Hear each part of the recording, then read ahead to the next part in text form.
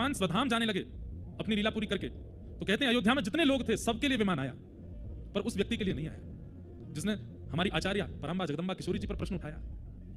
सबके लिए विमान आया, सब अपने अपने विमानों पर बैठ करके जाने लगे। तब राम जी ने अंत में कहा, पुष्पक विमान में राम जी और पूरा राम दरबार बैठा। राम जी ने हनुमान जी से कहा, हनुमान एक काम करो, बोले क्या, जाओ देख करके बताओ कोई रह तो नहीं गया अयोध्या में, सबका विमान आ गया, सब बैठ गए ना। हनुमान जी महाराज सरजू जी के तट पर धोबी रो रहा है।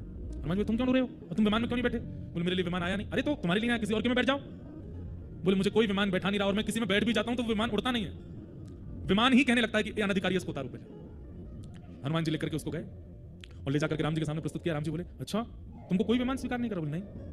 एक काम करो, तुम हमारे विमान में पुष्पक में बैठ जाओ, क्योंकि पुष्पक तो हमारी इच्छा से उड़ेगा, बैठो। राम जी ने उसको बैठा लिया।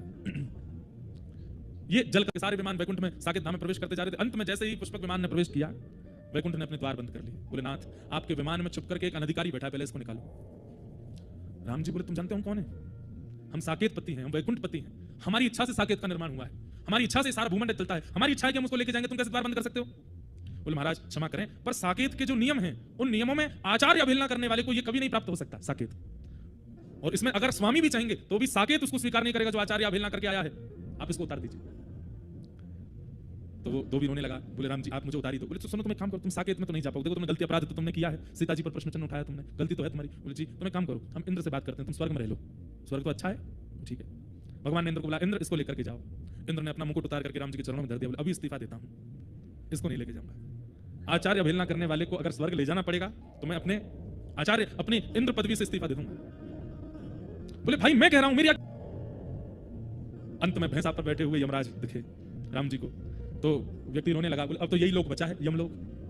हे नाथ कोई बात नहीं, मैं यमलोक ही चला जाऊंगा। नहीं कोई बात, तुम यमलोक चले जाओ, पर यम यातना तुमको नहीं भोगनी पड़ेगी, रहने का स्थान तो मिल ही जाएगा तुमको। हम बोल देते हैं यमराज जी से। यमराज जी बोले जी आप चाहें जो आज्ञा कर दीजिए, मैं पापियों को ले जा सकता हूं, मैं अपराधियों को ले जा सकता हूं, पर आचार्य अवहेलना करने वाले के लिए तो शब्द ही नहीं है। ये पापी भी नहीं है, ये दुष्ट भी नहीं है, ये राक्षस भी नहीं है, ये उनसे भी गया गुजरा है। सोच लीजिए जब प्रेत लोक में इसको स्थान नहीं मिल रहा तो फिर यमलोक में कैसे मिल जाएगा? मैं इसको नहीं ले जा सकता। सोचिए, आचार्य अवहेलना करने वाले के लिए साकेत लोक से लेकर के यमलोक तक के द्वार बंद हो गए। अरे प्रेत योनि में भी स्थान नहीं मिल रहा है, मतलब प्रेत भी उससे पवित्र हैं जो आचार्यों की अवहेलना करता है। अब वो रोने लगा, मैं कहां जाऊं? राम जी को उस पर इतनी दया आ गई। राम जी बोले रुक। बोले क्या? रहने लगे। सब देवी देवता प्रकट हो गए। बोले नाथ ऐसा नहीं, तुम लोग जाओ, चलो यमराज जी तुम यमलोक ही संभालो, शिवलोक ही संभालो, तुम इंद्रलोक ही संभालो, साकेत रह तू प्रसन्न, मैं नहीं रहूंगा तेरे पास। अरे मेरी आज्ञा नहीं मान रहे हो? राम जी को क्रोध आ गया। मैं कह रहा हूं इसको स्वीकार करो, तो क्यों नहीं कर रहे हो? बोले भगवान आप जिद कर रहे हो कि स्वीकार करो स्वीकार करो स्वीकार करो, आपने एक बार भी ये क्यों नहीं पूछा कि ऐसा ये क्या करे जिससे इसका पाप नष्ट हो? संसार में हर पाप को दूर करने का एक समाधान है। बोले बताओ क्या करिए? बोले अगर आचार्य हमारी सीता जी अगर इसको क्षमा कर देंगे तो इसका अपराध मुक्त हो जाएगा, हम इसको स्वीकार कर लेंगे। तब सिया जी को बुलाया, वो तो राम जी से भी ज्यादा करुणामयी है। सीता जी ने उसको बालक मान के सिर पर हाथ फेरा।